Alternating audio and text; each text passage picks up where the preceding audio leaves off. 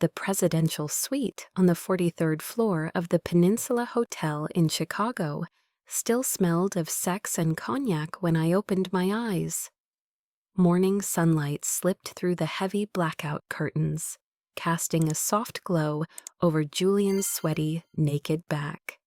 He lay on his side, one arm draped possessively across my hips, his thumb lazily stroking the edge of my now ruined lace panties. I felt nothing. My thighs ached. My body was sore in all the places you'd expect. After 3 hours of raw, relentless sex, but my mind razor sharp, I reached silently for my phone on the nightstand, ignoring the dull pulse between my legs. One notification, termination notice, effective immediately. I stared at the screen, no cryptic subject line, no HR warm-up, just those 6 words cold, clinical, lethal. They fired me. They fired me. While Julian, the man I had just handed both my body and our billion-dollar project to, was still snoring beside me. My name is Samantha Quinn, 32, Senior Strategy Lead at TriStar Corporation, responsible for multinational integrations and high-risk contract structuring. I graduated top of my class from Wharton. I've been the backbone of TriStar's global expansion for the last 3 years. I'm also the woman the office whispers about, that bitch who always closes, the one who fucks her way up, the storm in a red dress, because I'm not just smart, I know how to play, and that terrifies them. Just 2 weeks ago, in a closed-door leadership roundtable, Julian, North America's golden boy, smirked and said in front of 3 male VPs, "Sam's brilliant, as long as she keeps her skirts short and her lipstick red." They all laughed. I laughed too. But inside, I filed the words away like broken glass under my tongue. I used to think I was immune to this kind of shit, that I was playing the same power game as them. But looking at this termination email, glowing in that eerie 6:14 a.m. light, I realized they never saw me as a player. I was just a pawn, a well-dressed, well-used pawn. I glanced at Julian. Even in sleep, he looked smug. Last night, he'd pulled me close and whispered, "You're the only one I trust to lead the Trident deal. Once it closes, we'll talk EVP." How many times had I heard those promises before? How many nights had I smiled, swallowed my pride and a few other things to stay in the room? I got out of bed, completely naked, no shame. My body wasn't a secret, it was a weapon. Every curve, every scar, every inch had been used to disarm, distract, and dominate rooms full of men who underestimated me. I opened my laptop, logged into the internal network. Access denied, Slack logged out. Outlook wiped, calendar gone. I was being erased, not just fired. Who did this? Why today? Did Julian know? Was he behind it? And Chloe, the assistant with platinum blonde hair and a voice like a scared mouse. What was her role in this? I stood naked in front of the mirror, staring at myself. The woman looking back wasn't broken, but something in her had snapped. Then I smiled, just a little. Because if this was how they chose to end my story, I was about to rewrite the ending with their blood. I walked out of the peninsula in last night's scarlet dress, no bra, no makeup, no trace of fear. The air was cold enough to numb bone, but I barely noticed. Every heel strike on the pavement echoed like a war drum. My hair was still damp from Julian's breath, but my mind was already 50 miles ahead of him. He was still asleep when I left. I made sure of that. The diamond choker I accidentally left on his pillow. That wasn't forgetfulness, that was a warning. A breadcrumb soaked in gasoline, 4 months earlier. Tristar had almost lost the Trident contract, our billion-dollar deal with Nakamura Telecom in Tokyo and Brightcom in Dallas. Internal divisions were ripping the whole thing apart. Julian had no idea what to do. Chloe, his loyal little secretary, spent most meetings scribbling useless notes and blinking like a confused deer. It was me who turned it all around.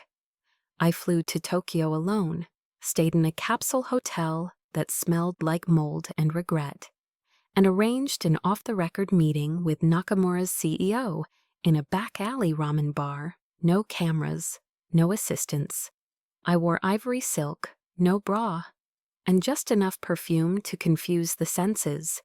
"You're not a TriStar executive." "Are you?" he asked.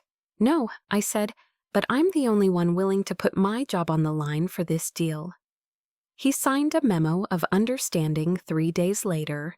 Then came Dallas. But it wasn't the Brightcom CEO I needed to win over. It was his wife, Monica Bright. Monica was beautiful in that over-polished way wives of billionaire CEOs often are. Always smiling, always quiet. But behind her eyes was a woman unraveling. I approached her at a charity gala. She was standing alone with a glass of Pinot Grigio, ignored in a room full of men measuring their dicks in stock performance. "Do you like honesty?" I asked her. She turned to me slowly, and we started talking. That night, I ended up in her guest house. Her husband was in Seattle. She poured more wine. I shared just enough of Trident's strategy to make her curious. Then I told her the truth that her husband was planning to vote her off the board to protect a secret slush fund. "I hate him," she whispered. "Then let's burn him," I replied, my hand slipping up her thigh. By morning, I had access to Brightcom's internal docs. Monica didn't say much. She just sent one message. "Make it count." I used those files to push Julian into letting me lead the Trident strategy team. He resisted, of course.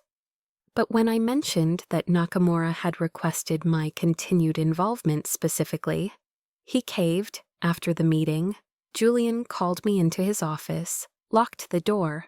"I want to see how you convinced Nakamura," he said. I didn't protest. I unbuttoned my blazer, then my skirt, when he pinned me against the desk, breathing hard into my neck. I wasn't thinking about pleasure. I was calculating leverage. But now, looking back, I realize I never had a choice. Not really.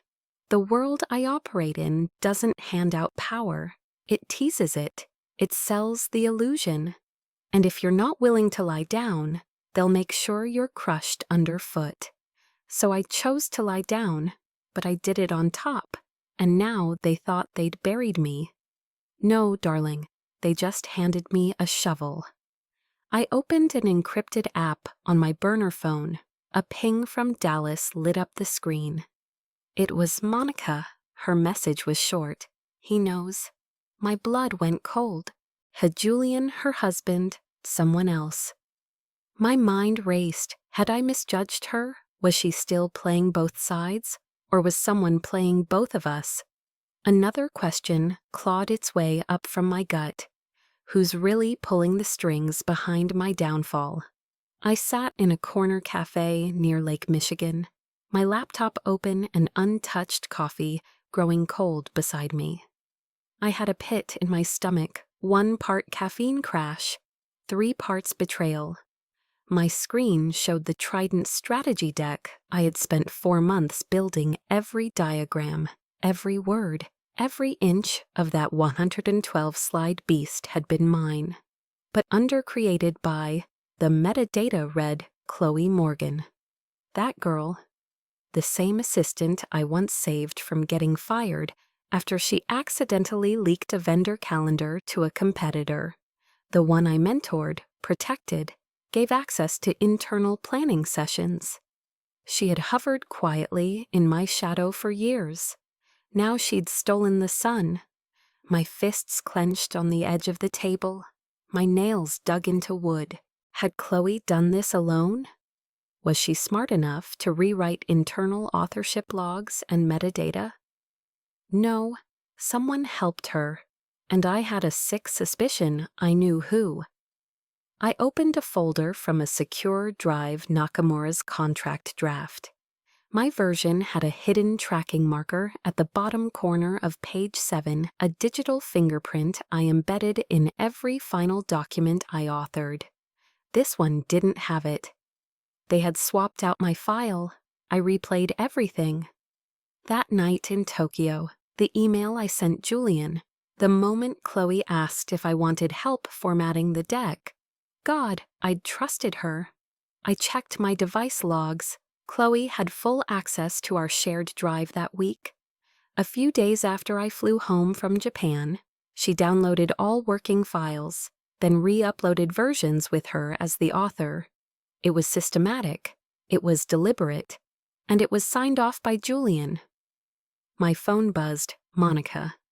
He's furious. Chloe told him you embedded tracking codes in the files. I froze.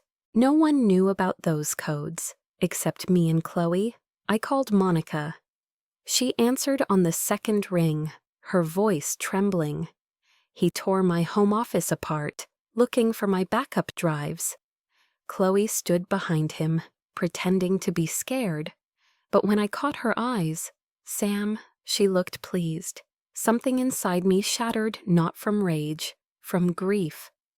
I opened my encrypted laptop, the one Tristar never knew existed, a slim, matte black ThinkPad that held my entire digital contingency plan. I logged in, accessed my surveillance backups. One file had just updated. It was the video feed from a hidden microcam I'd embedded in a wall charger in Julian's office the night I stayed late, ostensibly to celebrate. The grainy footage showed Chloe stepping in minutes after I left, walking straight to my laptop and plugging in a flash drive. She knew exactly what she was doing. She even smiled. I'd taught her everything. How to manage risk, how to manipulate narratives, how to read the temperature of a room. And now she was using every one of those skills to cut my throat. I shut my laptop, my vision blurred with fury and humiliation. Not just at her, at myself for ever mistaking loyalty for gratitude. I walked the 15 blocks to Marcus Lynn's office without even noticing the cold. The same Marcus I once dated. The same Marcus who told me years ago, the day they turn on you, I'll help you burn it all down. That day had come. He was waiting, tie loose, sleeves rolled, whiskey in hand like always. You look like hell, he said. I've been there, I replied. Now I want to send someone else. We went through everything: files, evidence, video, timestamps. Marcus's brow furrowed deeper the more I showed him. Finally, he leaned back and muttered, "You were sleeping with Monica Bright, among others. Jesus, Sam, what's your endgame?" I stared out the window. I don't want justice. I want acknowledgement. I want them to bleed reputation. Then I told him about the call, the man from Houston, the voice that said, "We have the hotel footage. If you go public, Monica goes down with you. Who was we? Was it Tristar's legal team or someone else?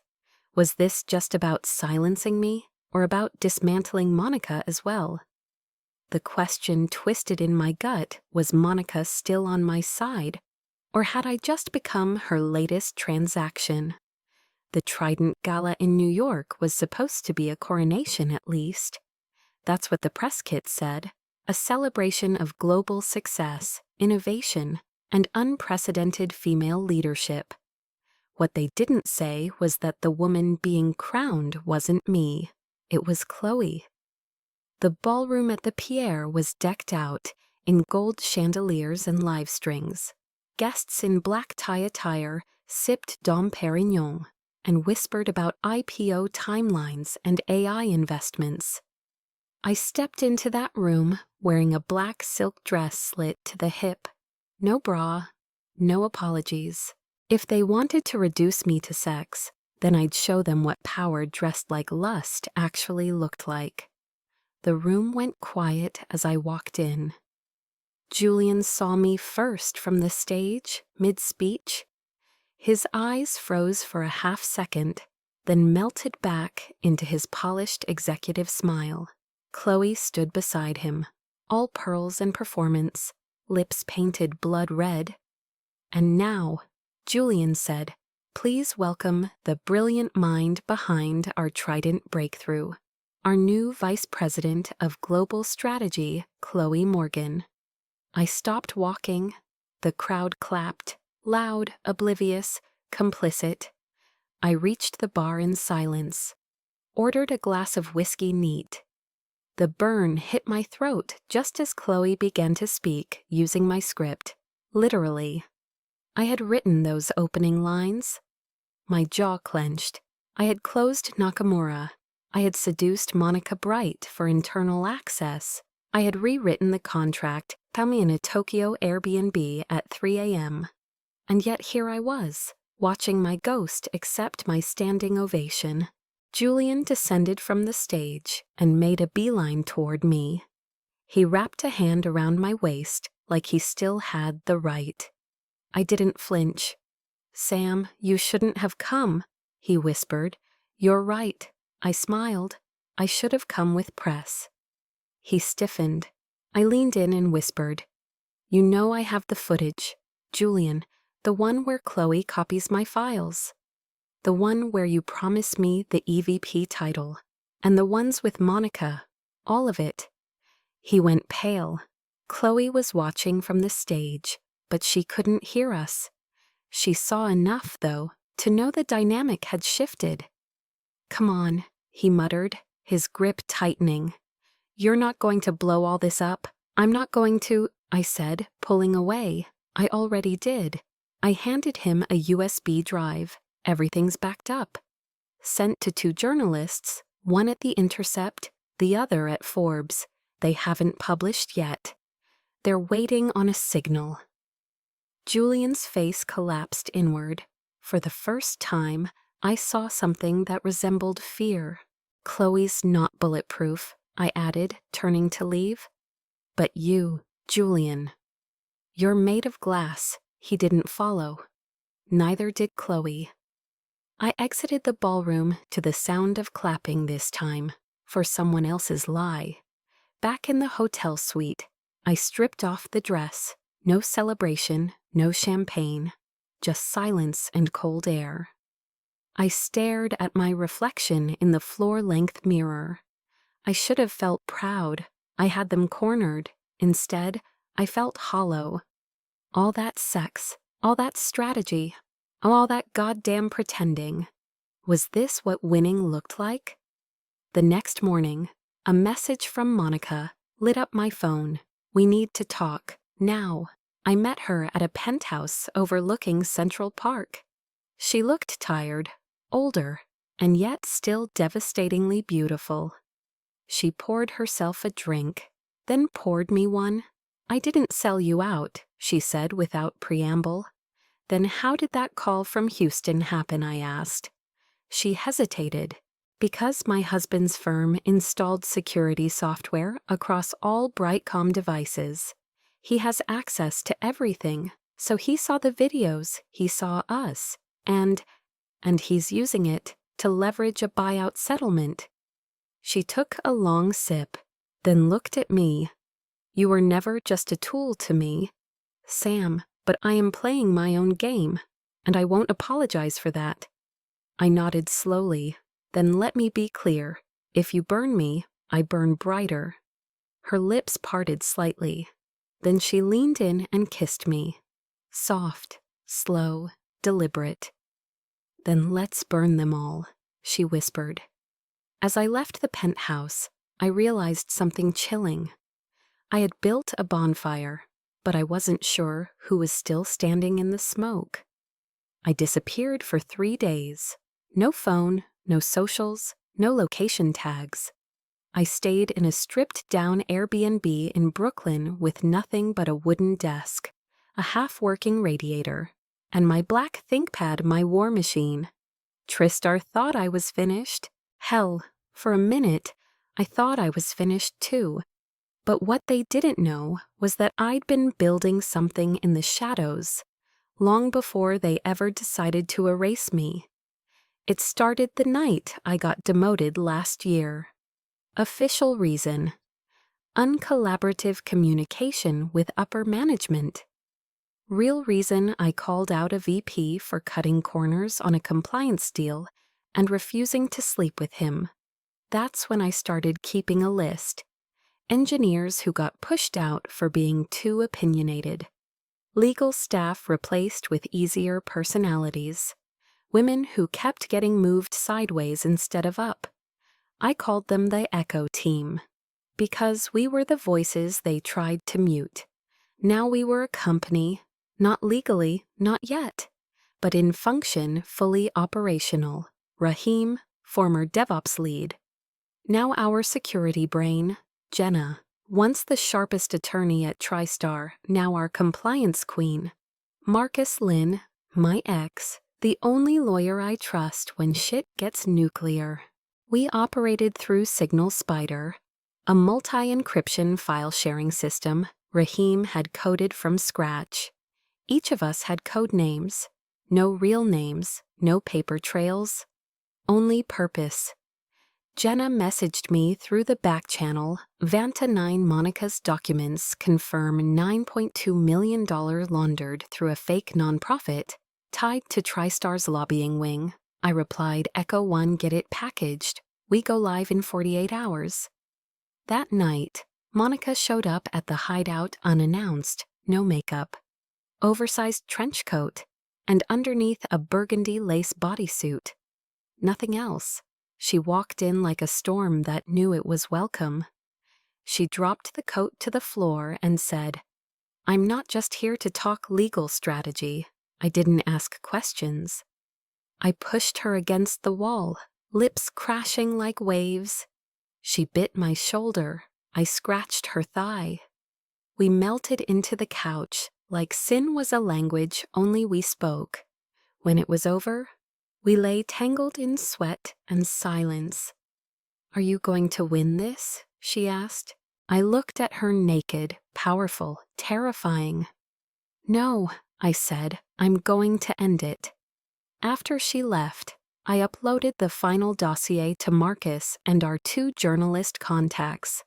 It included video of Chloe copying my files, metadata proof of forged authorship, proof of TriStar's financial misreporting, internal messages tying Julian to the cover-up, and 1 short message, 72 hours.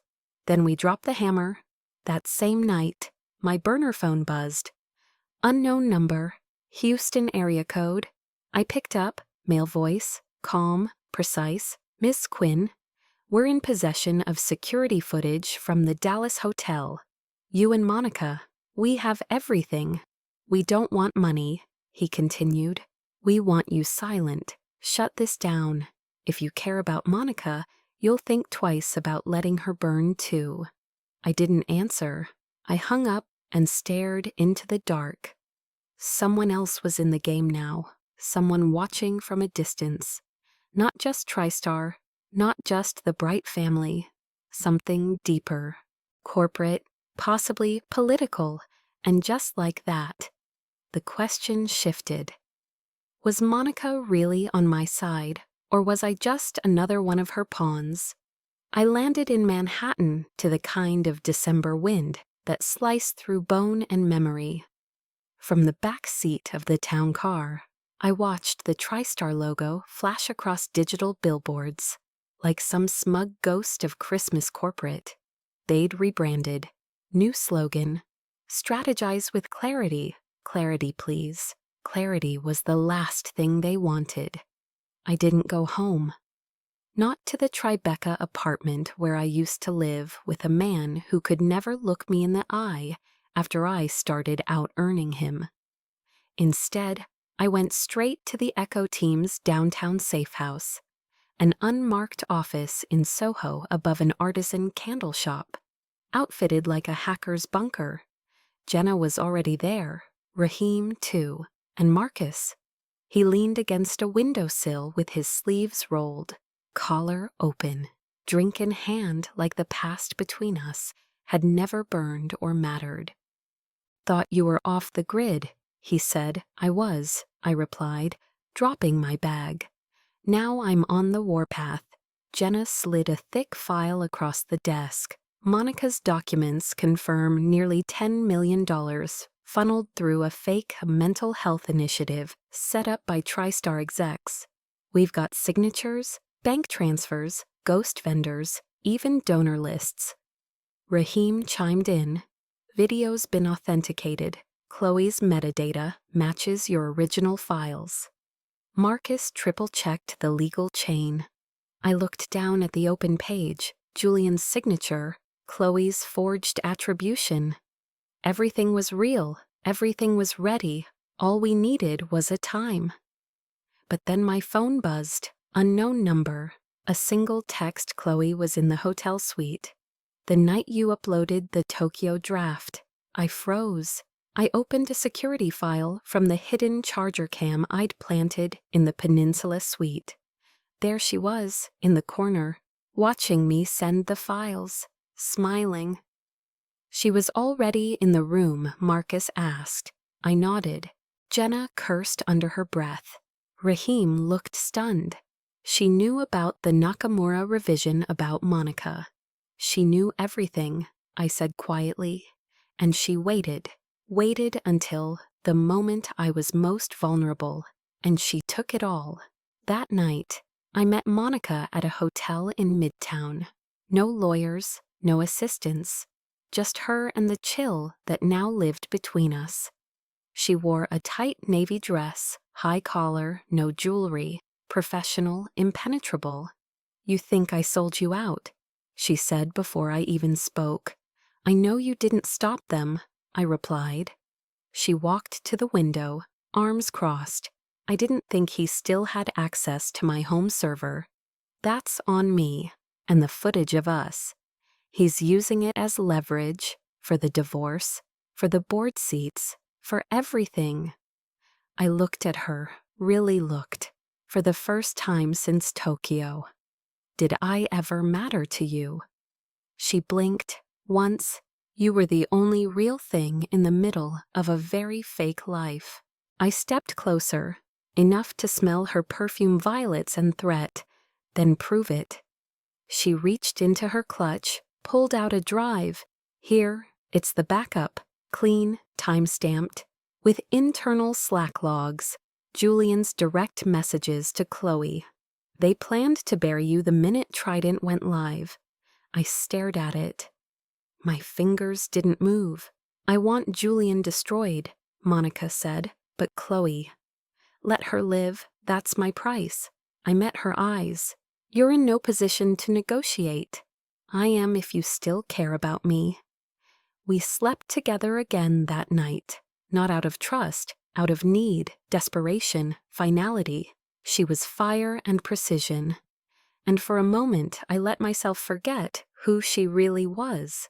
But after, as we lay in silence, her head on my chest, I knew this would be the last time. The next morning, I returned to Soho. Jenna was already prepping the media release.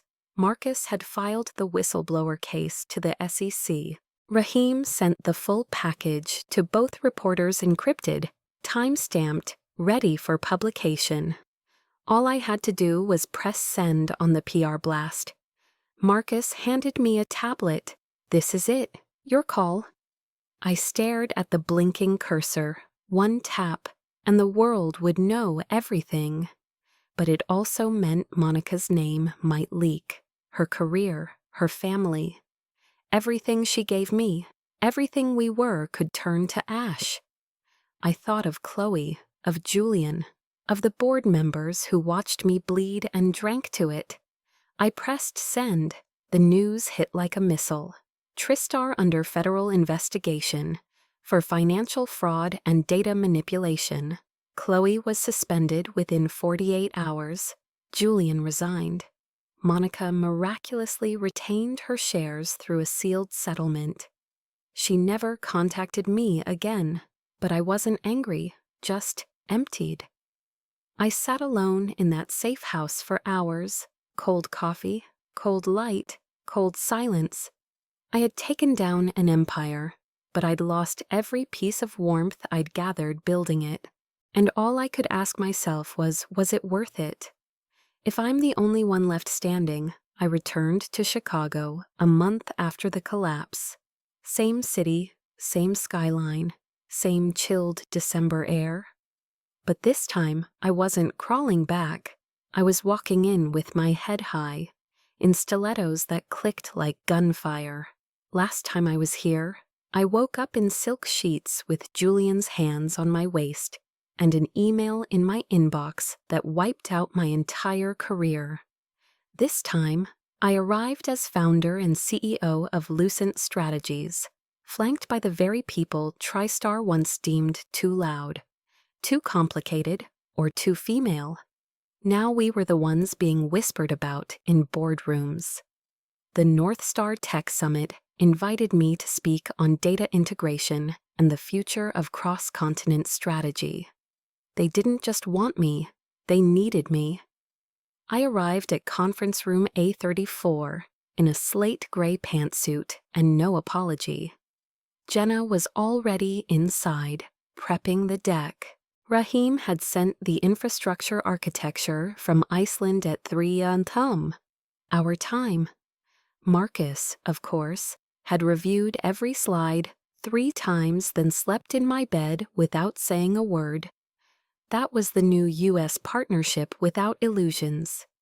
Just before I walked on stage, a man I didn't know, polished suit, expensive watch approached and said, "They thought you were the problem. Looks like you were the solution." I smiled but didn't answer. Some truths speak louder in silence. The stage lights hit me. 100 faces stared up, some skeptical, some curious, a few outright nervous. Behind me, on the massive screen, Samantha Quinn, architect of the Trident pivot. Funny, a year ago, they called me emotional, manipulative, dangerous. Now they call me visionary. I gripped the mic, paused, let the weight of the moment settle. A year ago, I was deleted from a story I helped write. They erased my name, my slides, my seat at the table. They thought if they erased the woman, they could keep her work. But here's what they forgot. Power doesn't live in titles. It lives in impact. There was no applause, just a beat of silence. Then the slow building sound of realization. Some people clapped, some stood, some just stared. I didn't need a standing ovation. I needed acknowledgement. 2 days later, I got a text from one of our junior staffers. Chloe applied to Lucent, wants a job in data strategy. I didn't reply. I didn't laugh. I didn't rage. I just let the message sit. Some lessons teach themselves. The press release came next. No one saw it coming. TriStar Corporation announces official dissolution. After multiple failed leadership attempts and collapsed partnerships, they were done. Below the headline, a subline. Several former employees have joined Lucent Strategies. I flipped the page. My name was printed 5 times, not in footnotes, not in legal disclaimers, not as the woman behind the scenes, but front and center. That night, I went back to the same riverside bar where Julian once told me he'd take care of me. The same booth, same drink, except now I owned the table. I sipped slowly, watching the city lights ripple across the water. I thought about Monica, about Marcus, about Chloe, Julian, the board, the body count of people who tried to control me and what it had cost them, what it had cost me. A girl approached my table, mid-20s, nervous, determined. You're Samantha Quinn, right? I heard you on that podcast last week. I got pushed out of my firm for turning down my boss. Everyone said I was too ambitious, too cold. She looked like me, 10 years ago. What should I do? She asked. I looked her dead in the eye. Don't try to be liked, try to be necessary. And if they still won't make room for you, build the damn room yourself. She blinked, then nodded. As she turned to go, I added, and when you finally get to the top, don't become them. Outside, a digital billboard pulsed with muted light. Lucent Strategies. Led by Samantha Quinn, no asterisk, no co-founder, no erasure. It was mine, all of it. And for the first time in years, I was not angry, I was not bitter, I was not bleeding, I was whole. Because I didn't just win, I outlived the machine that tried to bury me.